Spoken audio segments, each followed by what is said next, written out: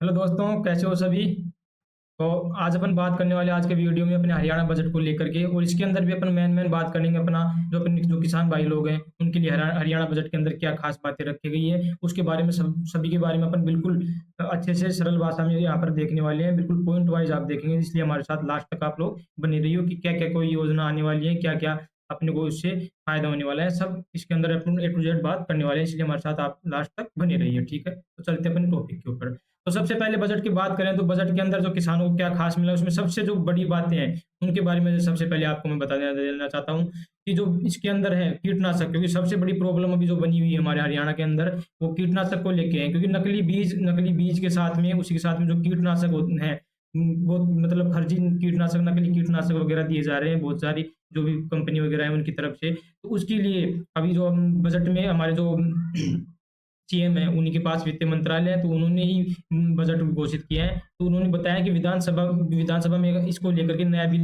लेकर आने वाले हैं। तो जब भी इसका नया बिल आएगा, क्या क्या संशोधन किया जाएगा, मतलब नकली बीज को कीटनाशक को लेकर के क्या रोकथाम की जाएगी, उसके बारे में मैं आपको बता दूंगा। उसी के साथ में इसी इसके अंदर प्राकृतिक खेती को बढ़ावा देने के लिए अब उन्होंने लक्ष्य रखा है। लास्ट टाइम उन्होंने लक्ष्य पिछली बार लक्ष्य रखा था 25,000 एकड़ का, अब उसको बढ़ा करके 1 लाख एकड़ किया गया है। और उसी के साथ में देसी गाय अनुदान का जो राशि था उसको भी बढ़ा दिया गया है। तो उसकी अपन यहाँ पर आगे बात करेंगे। तो जितने भी अपने जो प्राकृतिक खेती करने वाले, जो ऑर्गेनिक खेती करने वाले जो हमारे किसान भाई लोग हैं उनके लिए बड़ी खुशखबरी है कि इसका जो एरिया है, इसकी जो रकबा है वो बढ़ा दिया गया है। 25,000 एकड़ से 1 लाख एकड़ कर दिया गया है। और भी इसके अंदर कितना क्या बजट रखा गया है उसके बारे में भी अपन कंप्लीट बात करने वाले हैं। पशु पालन के लिए, मत्स्य पालन के लिए, किसके लिए कितना क्या बजट बढ़ाया गया है इस बार, उसकी भी अपन लास्ट अपने स्लाइड के अंदर बात करेंगे। तो आप लास्ट तक हमारे साथ बने रहिए। उसी के साथ हमारे चैनल को भी आप सब्सक्राइब कर लीजिए, क्योंकि हम यहाँ पर किसानों से रिलेटेड बहुत सी योजनाएं वगैरह और हमारे जितने भी एग्रीकल्चर के जो स्टूडेंट हैं उनके लिए यहाँ पर फंडामेंटल बैच वगैरह लेकर आते हैं। तो हमारे साथ रेगुलर आप लोग जुड़े रहिए। और भी हमारे चैनल के ऊपर जाकर आप एक बार विजिट करके देख सकते हो कितना क्या अच्छा कंटेंट दिया जाता है। उसके बाद हमारे साथ आप लोग रेगुलर जुड़े रहिए। ठीक है,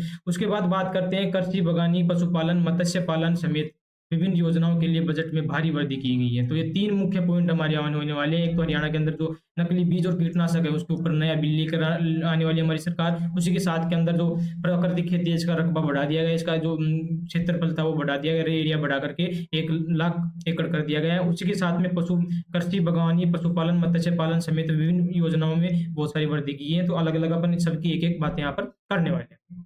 तो सबसे पहले प्राकृतिक खेती की बात करें तो प्राकृतिक खेती को क्या क्या क्या यहाँ पर बढ़ावा मिला है, उसके लिए क्या किया गया है। तो सबसे पहले तो ये एरिया बढ़ा दिया गया है। जो क्षेत्रफल था वो 25,000 एकड़ से बढ़ा करके 1 लाख रुपए कर दिया गया है। उसी के साथ इसके अंदर जो पहले क्या था कि जो ये योजना थी इसके अंदर अपन जो देसी गाय थे उनको पालने के लिए क्या करते हैं, अपने को अनुदान देती थी सरकार। तो जो अनुदान था वो 25,000 से बढ़ा करके रुपए से बढ़ा करके इसको 30,000 रुपए कर दिया गया है। और पहले इसमें योजना में क्या था कि 2 एकड़ मतलब जमीन होनी चाहिए, किसान भाइयों के पास 2 एकड़ जमीन होनी चाहिए जो प्राकृतिक खेती कर रहे हैं। उसी तो उसको घटा करके अब 1 एकड़ कर दिया है। तो जिसके पास 1 एकड़ खेती भी है और इस योजना का लाभ लेकर के वो अपना मतलब गौ माता को मतलब पालन पशुपालन के रूप में मतलब लेना चाहते हैं, तो उनको अनुदान भी दिया जाएगा। यहाँ पर कितना 25,000 से बढ़ा करके इसको कितना कर दिया गया है, 30,000 कर दिया गया है। ठीक है, तो ये बातें रखी गई है अपनी बजट में। नेक्स्ट बात करें अपन इसके अंदर, दूसरी बात करें जो कृषक थे उनको मिलेगा ब्याज मुक्त ऋण, मतलब जो उनको ब्याज मुक्त ऋण दिया जाएगा। उसी के साथ में नई योजनाओं का यहाँ पर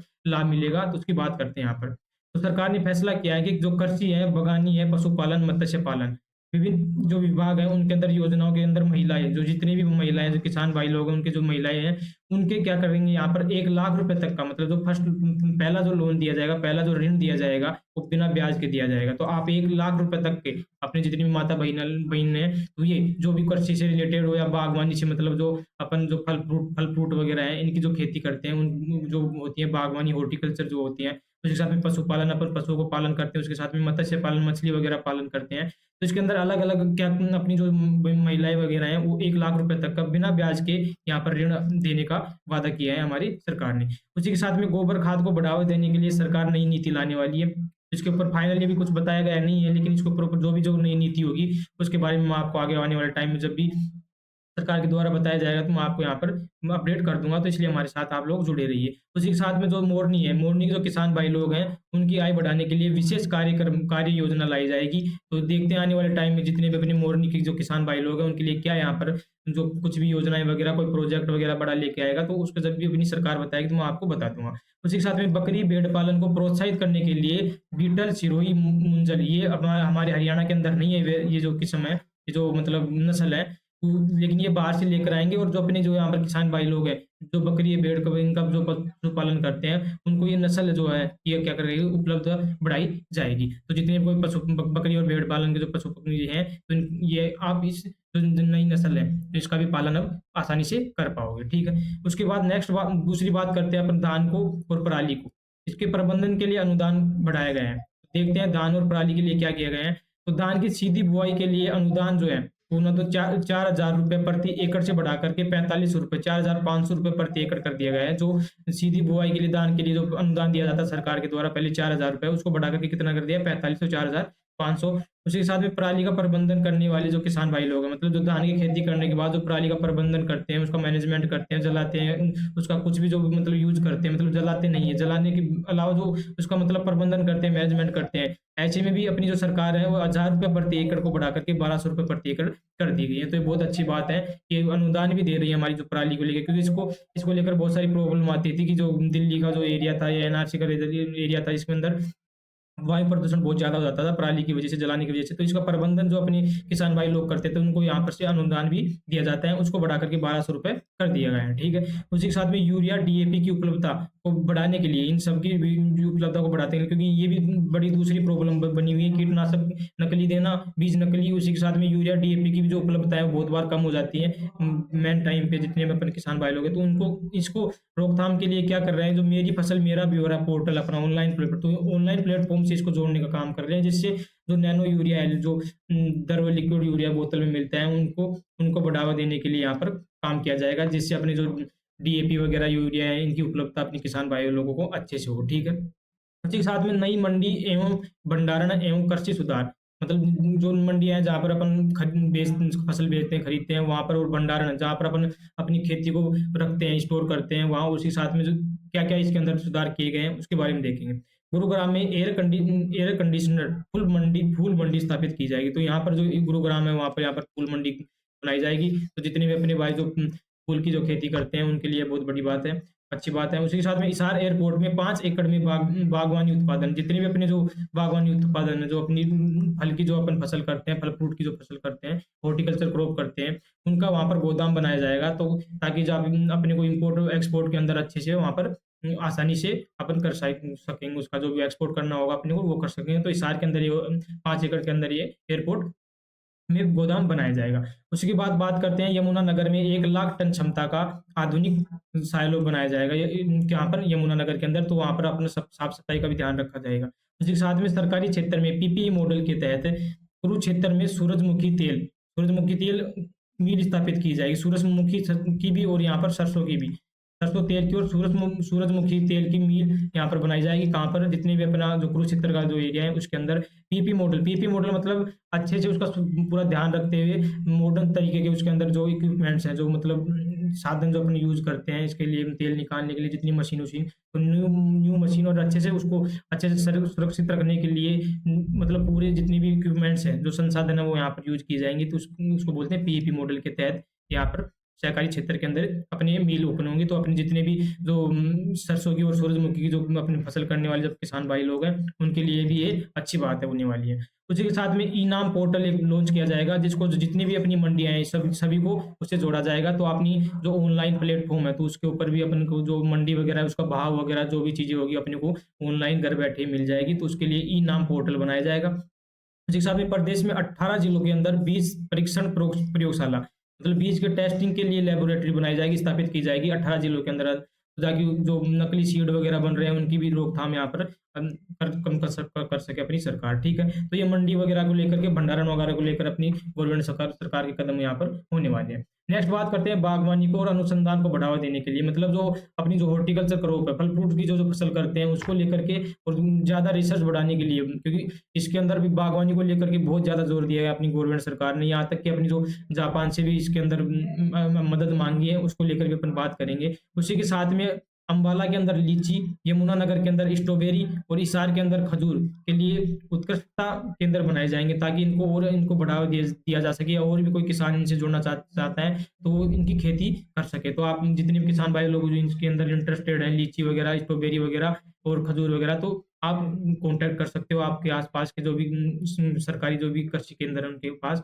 उसी के साथ में महाराणा प्रताप बागवानी विश्वविद्यालय है, उसके अंदर 14 उत्कृष्ट केंद्रों को बागवानी विज्ञान केंद्रों के रूप में विकसित किया जाएगा। तो बागवानी पर बहुत ज़्यादा जोर दिया गया है। जितनी भी अपनी जो बहुत सारी अमरूद वगैरह की, संतरा वगैरह की, किन्नू वगैरह की खेती काफ़ी होती है हरियाणा के अंदर बागवानी के अंदर, तो उसको अच्छे से बढ़ावा दिया जा जा सके, तो उसके लिए अलग-अलग केंद्र बनाए जा रहे हैं, ताकि उनके अच्छे से जो बीज है वो अपने किसान भाइयों को यहाँ पर प्रोवाइड किया जाएगा। उसी के बाद में फरीदाबाद, रेवाड़ी और कैथल में बागवानी मिशन शुरू किया जाएगा। तो आने वाले टाइम में देखते हैं बागवानी मिशन वगैरह में और ये कोई केंद्र वगैरह में क्या कुछ आपको मतलब सहायता मिलने वाली है, वो मैं कंप्लीट यहाँ पर बता दूँगा, तो आप हमारे साथ जुड़े रहिए। उसी के साथ में जापान सरकार की सहायता से 2738 करोड़ रुपए यहाँ पर प्रावधान किया गया है। लागत के साथ में सतत बागवानी परियोजना शुरू की जाएगी। प्रोजेक्ट बनाया जाएगा जापान के साथ मिलकर के आने वाले 4-5 साल के अंदर। तो इसके अंदर क्या रहने वाला है, बाकी जब सरकार अपनी बताएगी तो मैं आपको यहाँ पर ज़रूर बता दूँगा। इसलिए आप लोग रेगुलर हमारे साथ जुड़े रहिए। उसी के साथ में और बात करें, मेरी फसल मेरा ब्यौरा जो पोर्टल था, उसके अंदर इंटरक्रॉपिंग सुविधा सभी फसलों के लिए लागू होगी। तो इंटरक्रॉपिंग फसल का मतलब अपन एक से अधिक फसल को एक साथ मतलब बुवाई कर सकें, उसको लेकर के पूरी सुविधा यहाँ पर अपने ऑनलाइन आपको देखने को मिलेगी। उसी के साथ में गन्नौर के अंदर में बन रही जो अंतर्राष्ट्रीय फसल एवं सब्जी मंडी है, ये नवंबर में 2025 तक पूरी करने का यहाँ पर प्रस्ताव रख दिया गया है। तो नवंबर में ये सब जो मंडी है बड़ी अपनी अंतर्राष्ट्रीय बन के तैयार हो जाएगी। उसी के साथ में हिसार के अंदर अमरूद के लिए अत्याधुनिक प्रसंस्करण एंड पैकेजिंग प्लांट स्थापित किया जाएगा। तो जितने भी अपने तो अमरूद की जो खेती करने वाले जो हमारे किसान भाई लोग हैं, उनके लिए खुशखबरी है। उसी के साथ में सिरसा के अंदर जो किन्नू के उत्पादन करते हैं, उन किसान भाइयों के लिए भी agro industries corporation and Haryana dairy विकास सहकारी परिसंघ संयुक्त रूप से जूस प्रसंस्करण संयंत्र स्थापित करेंगे। तो ये जो भी जितने भी अपने किन्नू वगैरह जो कि खेती करने वाले, उनको और अमरूद की खेती करने वाले जो अपने किसान भाई लोग हैं, इनकी पैकेजिंग वगैरह, इनके आगे इनकी प्रोसेसिंग वगैरह के लिए भी यहाँ पर काम किया जाएगा। तो उनके लिए भी ये आने वाले टाइम में अच्छी बात होने वाली है। उसके बाद में बात करते हैं अपने जो डेयरी की जो मतलब जो डेयरी जो दूध वगैरह का काम करते हैं और पशुपालन का जो अपने काम करते हैं, इसके अंदर सरकार ने सुधार करने के लिए क्या-क्या कदम उठाए हैं, उसके बारे में बात करें। तो हिसार के अंदर राष्ट्रीय डेयरी विकास बोर्ड की मदद से शुक्राणु छँटाई प्रयोगशाला बनाई जाएगी। मतलब अच्छे अच्छे यहाँ पर स्पर्म इकट्ठे किए जाएँगे, जिससे अपनी जो अच्छी नस्ल मिले, जिससे अपने को जो दूध वगैरह है, वो अच्छा खासा यहाँ पर मिले। तो इसलिए डेयरी के जितने भी जो डेयरी वगैरह के भाई लोग जो पशुपालन कर रहे हैं, भैंस वगैरह, गाय वगैरह पालते हैं, तो उनके लिए अच्छी बात है। उसी के साथ में हर ब्लॉक के अंदर, प्रदेश के अंदर दूध संग्रहण केंद्र खोले जाएँगे। उसी के साथ में प्रत्येक जिले में एक शीतलन केंद्र विकसित किया जाएगा, तो ताकि अच्छे से अपना दूध का संग्रहण हो सके गर्मी वगैरह में। ये भी इस चीज़ में अपने जो किसान भाई लोग, उनको भी इस चीज़ का फ़ायदा मिलेगा।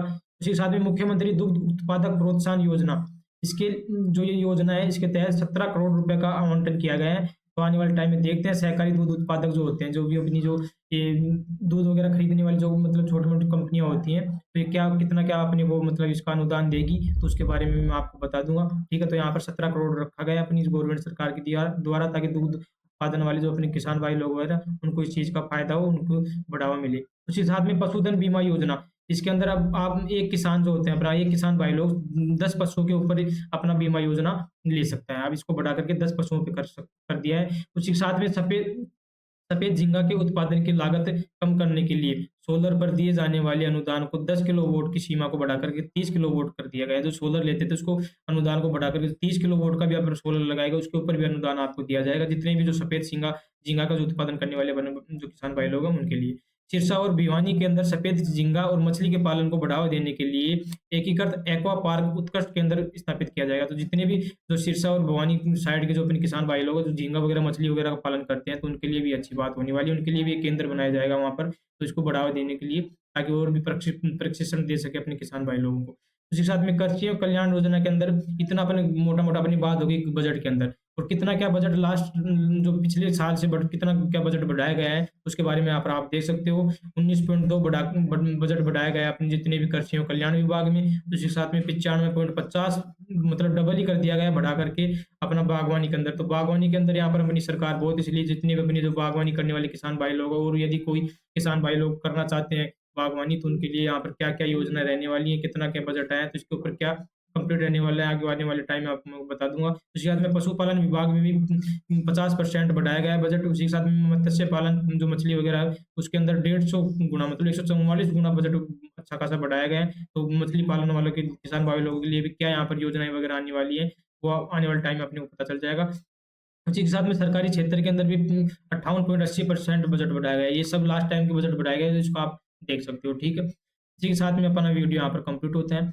और आपको अपडेट कर देना चाहता हूँ, जितने भी कोई यदि एग्रीकल्चर के स्टूडेंट है या कोई पेरेंट्स यदि वीडियो देख रहे हैं और अपने बच्चों को यदि एग्रीकल्चर में लेकर जाना चाहते हो, तो मैं आपको यहाँ पर एग्रीकल्चर से रिलेटेड इन्फॉर्मेशन देता हूँ, उसी साथ में योजनाएँ से रिलेटेड इन्फॉर्मेशन देता हूँ। तो आपको यदि वीडियो पसंद आया तो वीडियो को लाइक कीजिए और अपने ज़्यादा से ज़्यादा किसान भाई लोगों को या ग्रुप वगैरह में शेयर कीजिए, तो उनको भी इस चीज़ का फ़ायदा हो। ठीक है? मिलते हैं अपन नेक्स्ट वीडियो में। धन्यवाद।